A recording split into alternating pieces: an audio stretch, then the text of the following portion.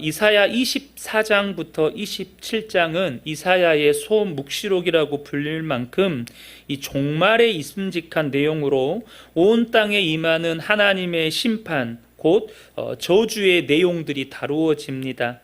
이는 온 우주를 향한 하나님의 확고한 주권을 드러내시는 것입니다.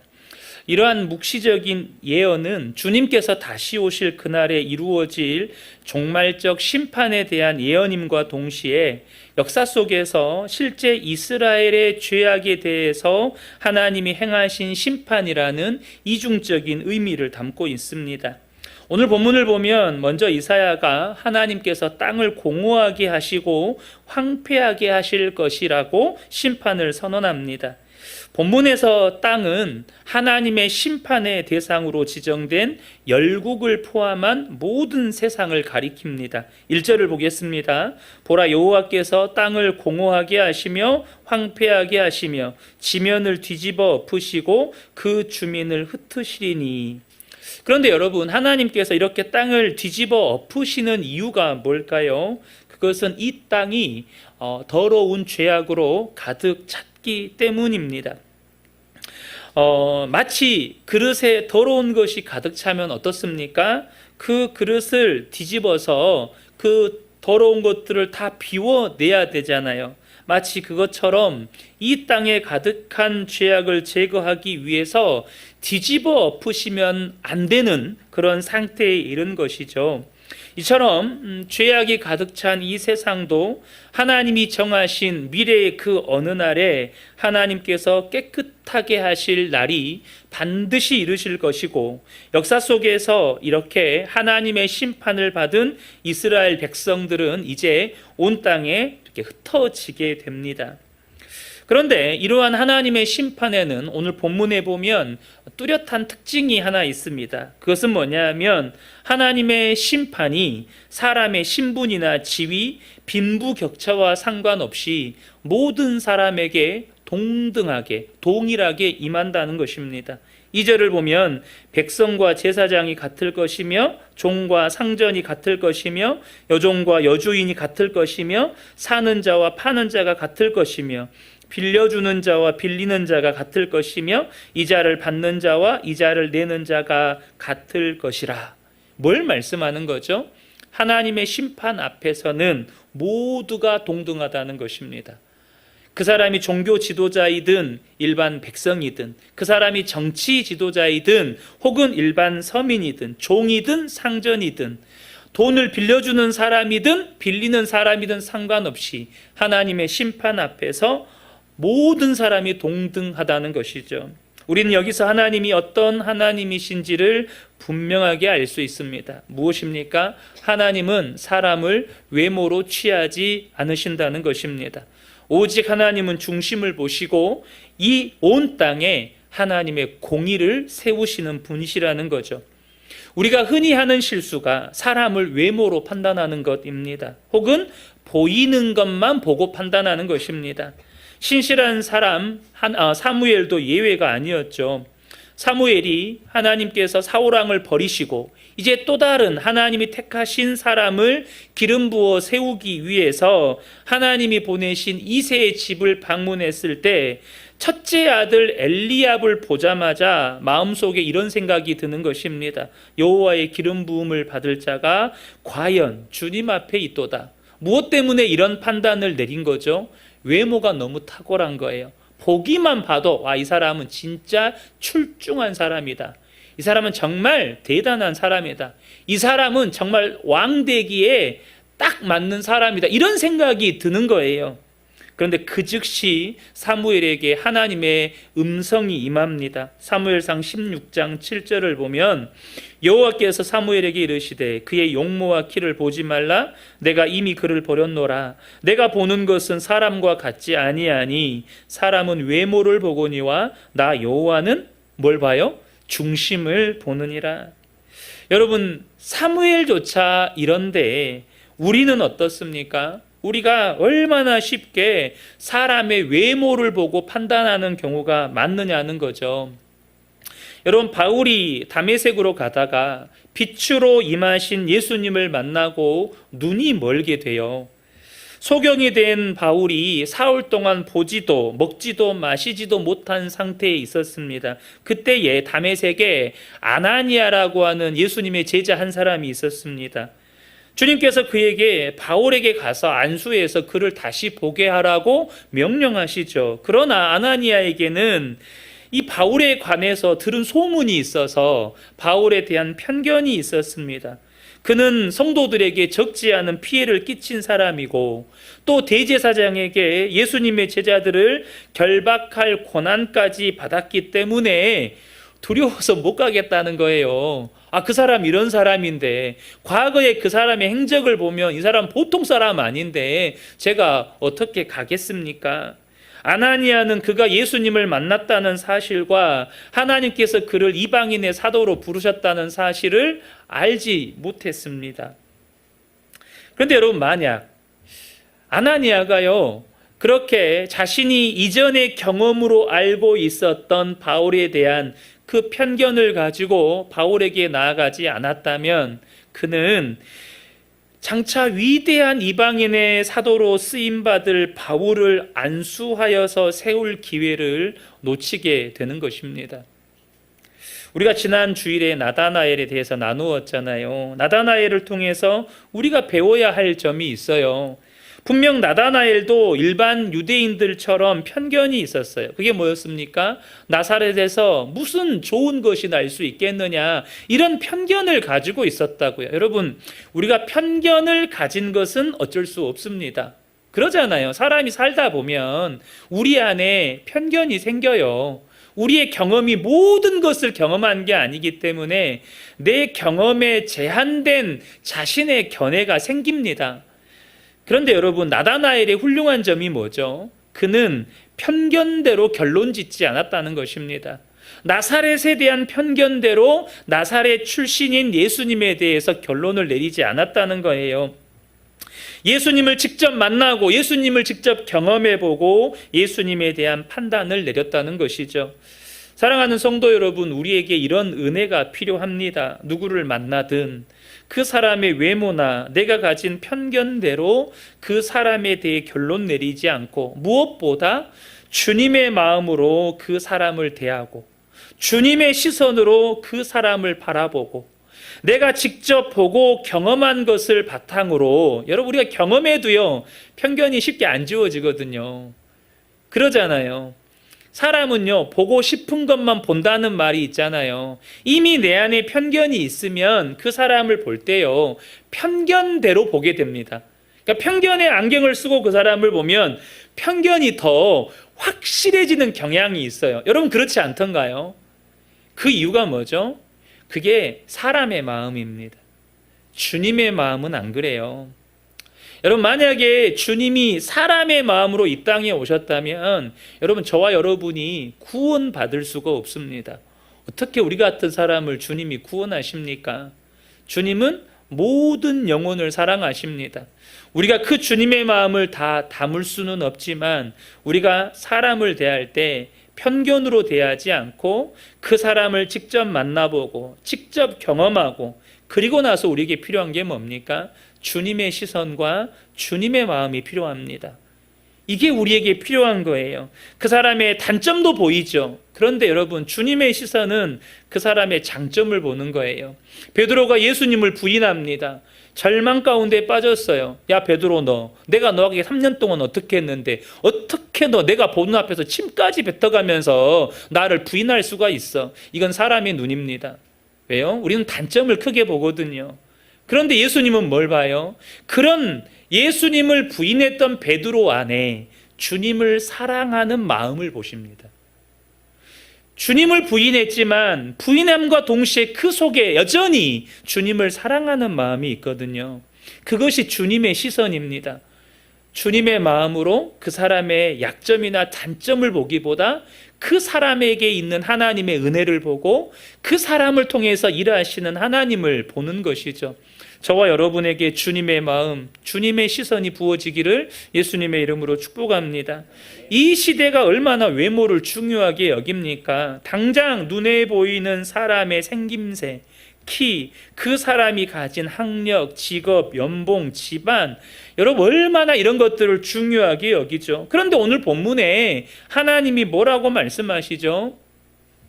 삼성전자 이재용 회장과 제가 주님 앞에 서면 똑같은 기준으로 심판받는데요. 너무 좋지 않아요? 만약에 돈의 많고 적음으로 심판을 받는다면 어떻게 주님 앞에 서요? 여러분, 이런 표현이 그렇잖아요. 원빈 씨하고 저하고 똑같은 기준으로 심판받는데요. 외모의 기준으로 심판받으면 제가 어떻게 거기에 섭니까? 하나님은 저와 여러분의 그런 외적인 기준으로 우리를 보시지 않습니다. 외적인 기준은 하나님의 심판 앞에서 아무런 의미가 없어집니다. 하나님은 그 사람이 어떤 신분을 가졌고 어떤 외모나 능력을 가졌고 얼마만큼의 부를 축적했는지는 보시지 않아요. 우리가 하나님 앞에 섰을 때 이 땅을 살아가는 동안에 우리가 예수님과 함께 살다가 얼마나 거룩하게 살았는가, 얼마나 화평함을 쫓고 살았는가, 주님은 이런 걸 보시는 거예요. 히브리서 12장 14절을 보면 모든 사람과 더불어 화평함과 거룩함을 따르라, 이것이 없이는 아무도 주를 보지 못하리라. 여러분, 그러니까 저와 여러분이 여전히 정말로 화평하지 못한, 내가 누군가를 용서하지 못한 관계 가운데 있는 사람이 있다면 그것을 그냥 지나치시면 안 돼요. 반드시 그것을 해결하고 주님 앞에 서셔야 합니다. 내가 교회 안에서 어떤 직분을 가지고 있고 또 우리 집안이 몇 대째 믿음의 가정이고 내가 얼마나 오랫동안 신앙생활을 했는지도 우리의 안전을 보장해 주지 않습니다. 주님 말씀하시잖아요. 제사장이나 백성들이나 똑같은 기준으로 심판받는데요. 제사장들이 누굽니까? 아론의 후손들이잖아요. 그럼 몇 대째예요 도대체? 이 사람들은 몇 대째입니까? 그 기준으로 하나님이 심판하시지 않는다는 거예요. 자, 이것이 우리에게 뭘 말해주는 거죠? 하나님께서 하나님의 심판대 앞에 서 있는 우리를 세상의 어떤 외모나 세상의 신분이나 명예나 부귀 영화를 보지 않고 우리의 중심을 보신다면 저와 여러분이 도대체 무엇에 마음을 쏟고 무엇에 우리의 열정을 쏟아야 하느냐는 거예요. 바로 우리의 마음, 우리의 속사람을 가꾸어 가셔야 한다는 것입니다.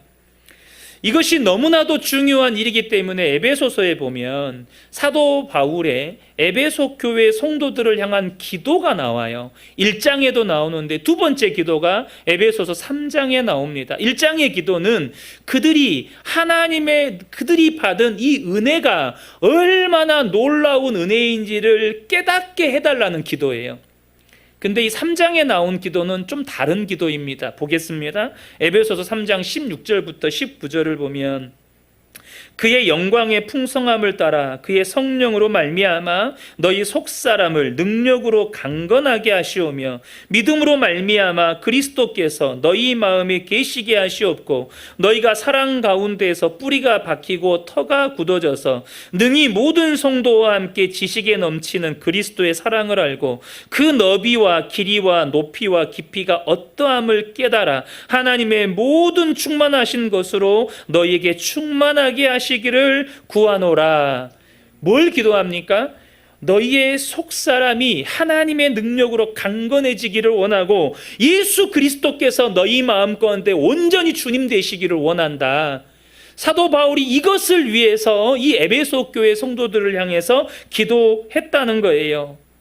그런데도 안타까운 것은 많은 성도들이 이렇게 우리의 속사람을 가꾸는 일, 우리 속사람을 하나님 앞에 온전하게 해가는 일에 너무나도 등한히 여기고 우리의 외모, 단순히 그냥 외모 좀 더 예쁘게 하자 이런 의미가 아니라 우리의 눈에 보이는 것을 가꾸는데 너무나 많은 시간과 물질을 투자하며 살아간다는 것입니다.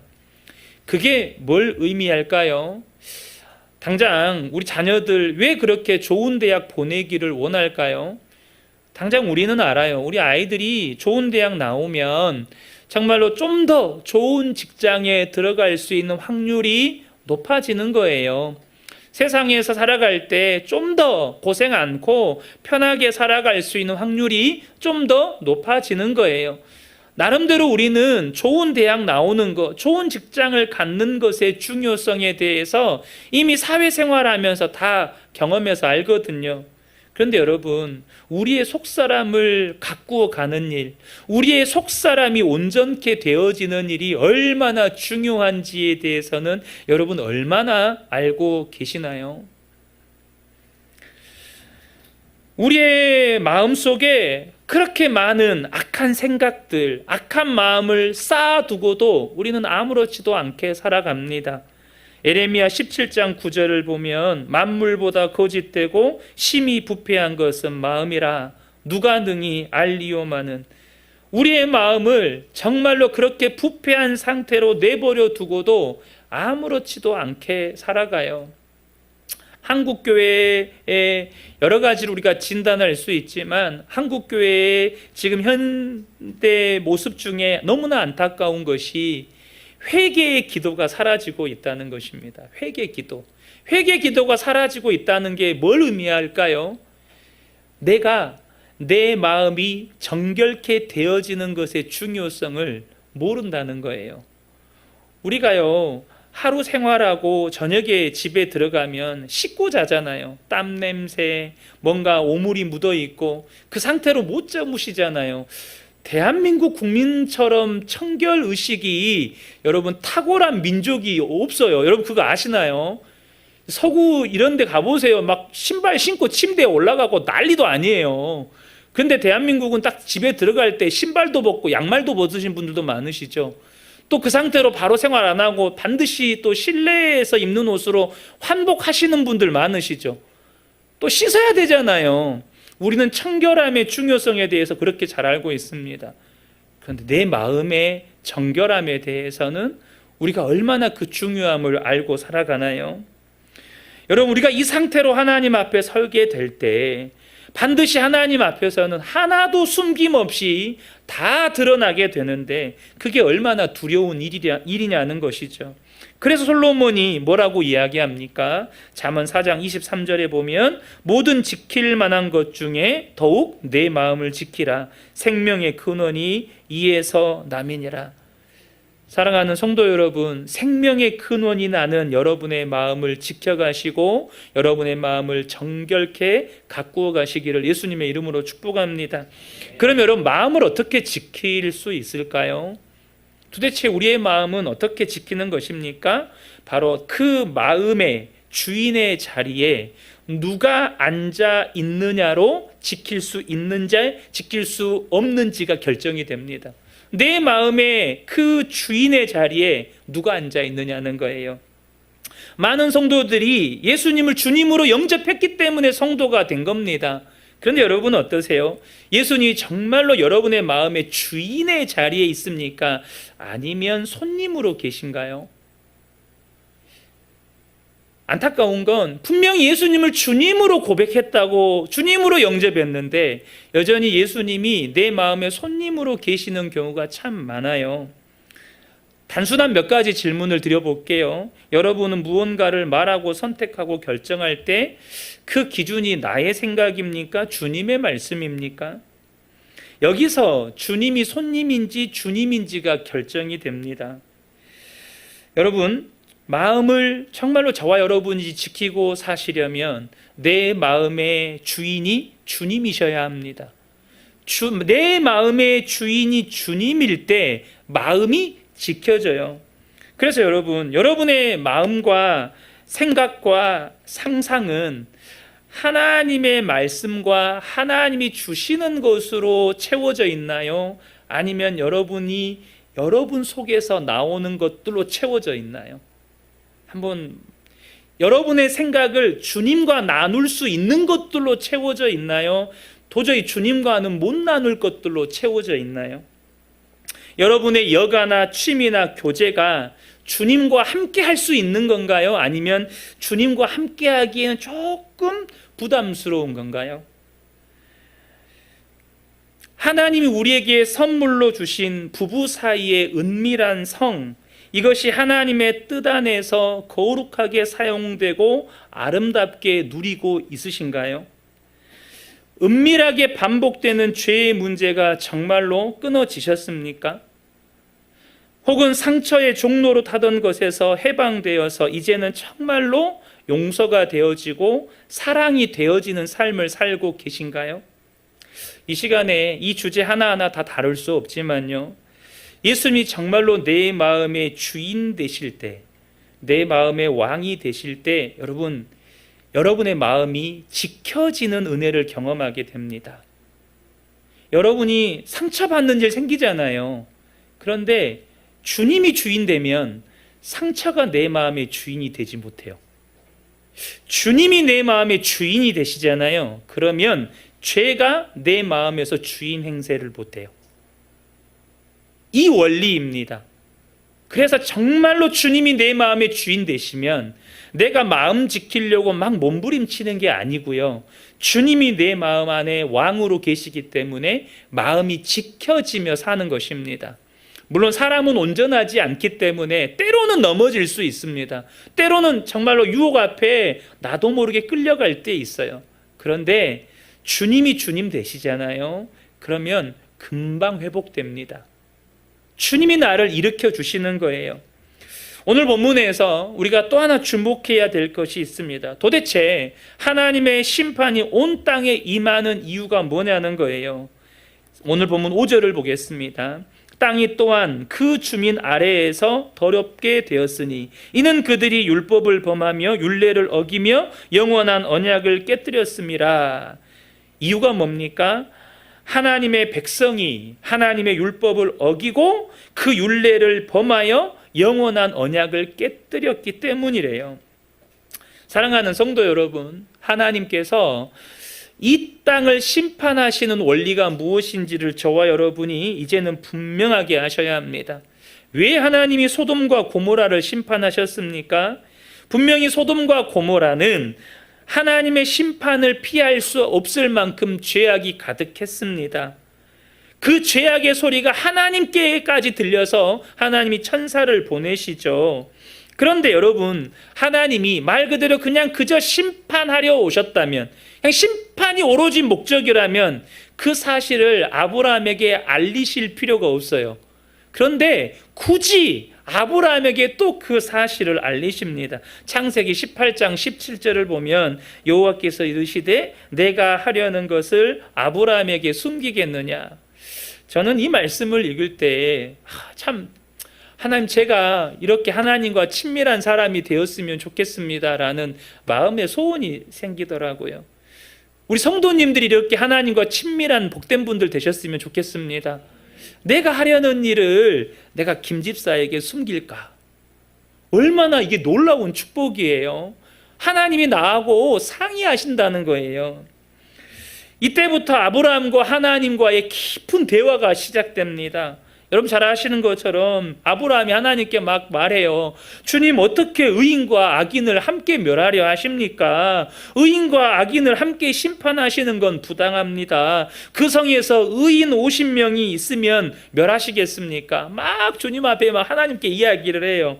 그때 하나님이 뭐라고 말씀하시죠? 창세기 18장 26절입니다.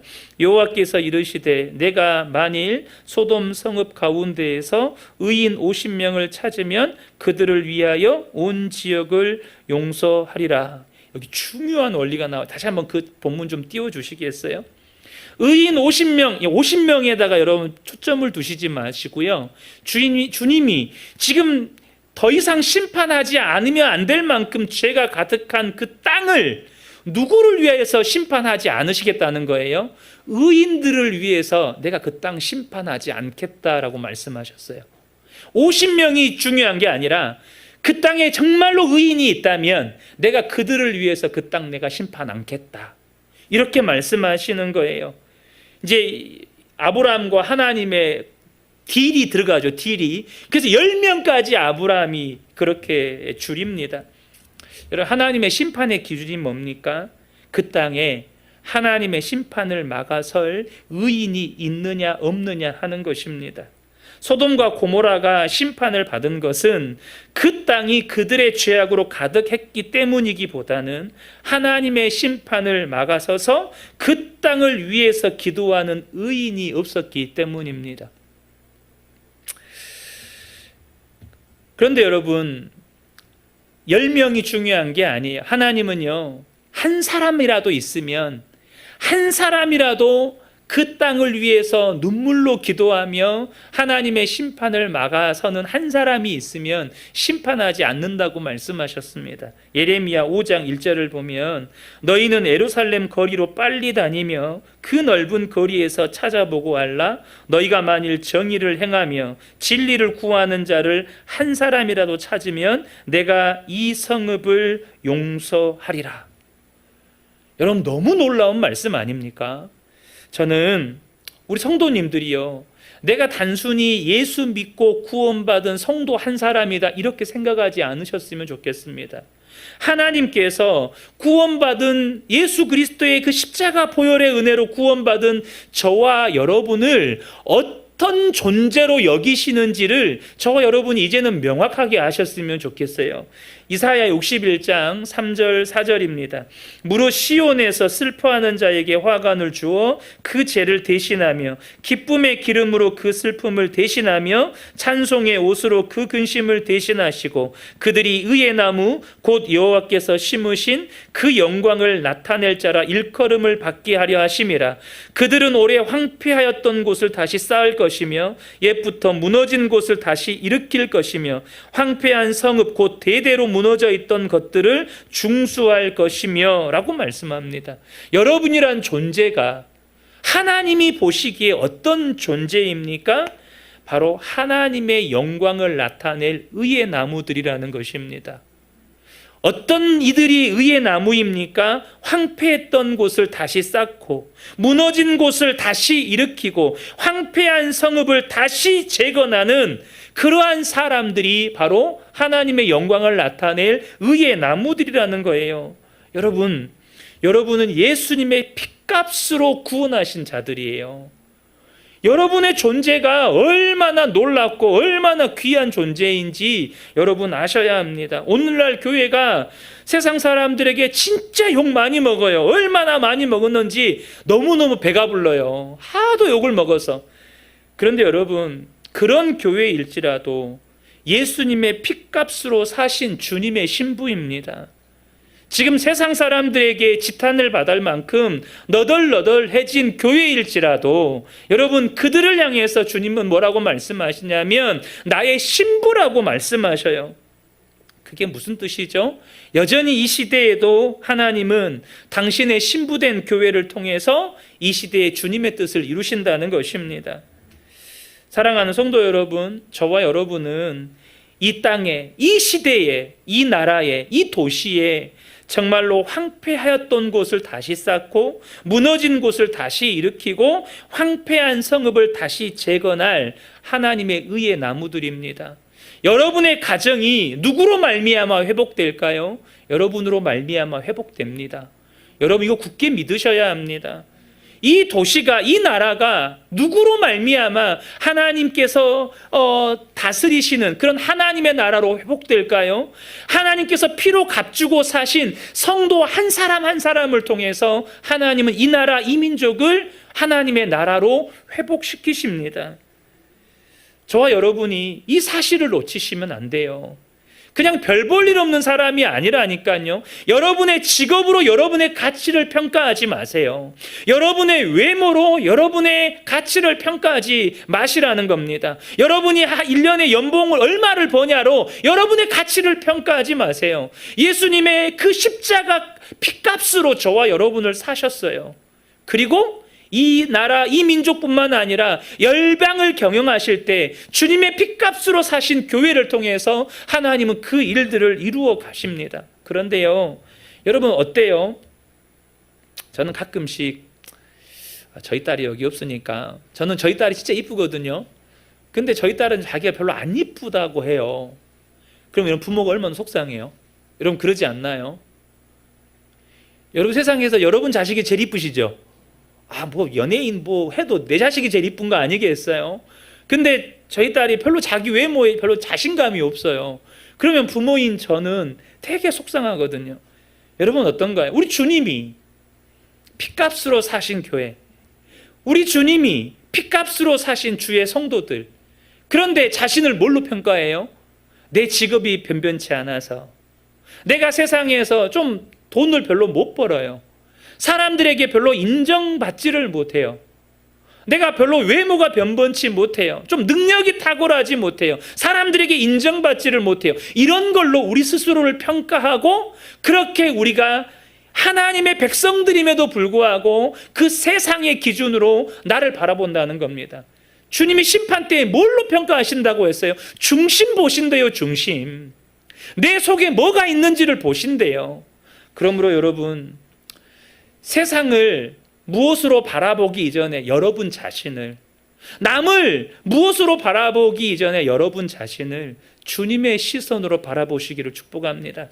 내가 하나님 보시기에 얼마나 보배롭고 존귀한 자인지, 하나님이 나를 통해서 지금 이 땅 가운데 무슨 일을 행하기를 원하시는지, 여러분 그걸 보셨으면 좋겠습니다. 여러분 한번 따라해 보시겠습니까? 나는 예수님의 핏값으로 사신 보배롭고 존귀한 자다. 나를 통해 우리 가정을 회복하신다. 나를 통해 이 나라를 살리신다. 여러분 너무 허무맹랑한 말씀 같습니까? 그럼 한번 생각해 보세요. 아브라함에게 하나님이 약속 주실 때요, 네 이름을 창대하게 하겠고 너로 큰 민족을 이루게 하겠고 세상 모든 민족이 너로 복을 받게 하겠다, 그 약속의 말씀 주셨을 때 여러분 어떠세요? 너무 허무맹랑한 소리 같지 않습니까? 근데 하나님이 그 일을 이루셨잖아요. 아닌가요? 그러면 여러분, 예수님의 핏값으로 사신 저와 여러분을 통해서도 하나님이 그 일을 못 이루시겠어요?